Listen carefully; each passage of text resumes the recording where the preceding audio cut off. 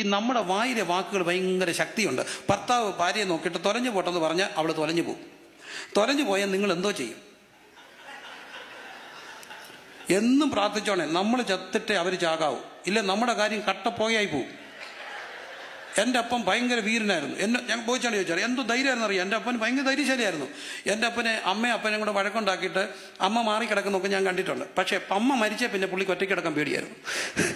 ഒരു കൊച്ചെങ്കിലും കൂടെ എല്ലാ മൂച്ചും ആരുള്ളപ്പോഴേ ഉള്ളൂ, ഈ ഭാര്യ ഉള്ളപ്പോഴേ ഉള്ളൂ. ഭാര്യ പോകാതിരിക്കാൻ പ്രാർത്ഥിച്ചോണേ. ആര് പോയി? റാഹേൽ പോയി. ആരുടെ കുഴപ്പം? യാക്കോബ് പറഞ്ഞത്. അപ്പോൾ ഈ ഭർത്താവ് ഭാര്യയെ നോക്കി തൊലഞ്ഞു പോട്ടെന്ന് പറഞ്ഞപ്പോൾ ഭാര്യ ഭർത്താവിനെ നോക്കി താൻ പോട്ടടോ എന്ന് പറഞ്ഞാൽ അവർ പോകും. ഇനി നമ്മുടെ ചില ഭാര്യമാരോട് ഇതൊന്നും പറയത്തില്ല, ഞാനൊരുത്തിയാണല്ലോ പ്രശ്നം, ഞാനങ്ങ് പൊക്കോട്ടെ. 35-ാമത്തെ വയസ്സിൽ എന്താ അസുഖം വന്ന് കയറിയത്? ഇത് ആരുടെയും കുഴപ്പമല്ല, നമ്മൾ ഈ വിളിച്ചു വരുന്നതല്ല. ഞാനൊരു വീട്ടിൽ പോയിരിക്കുകയാണ്. ഒരു വീട്ടിൽ പോയിരുന്നപ്പോൾ ഈ കോൺക്രീറ്റ് ഇങ്ങനെ ഇളകി വരുന്നു.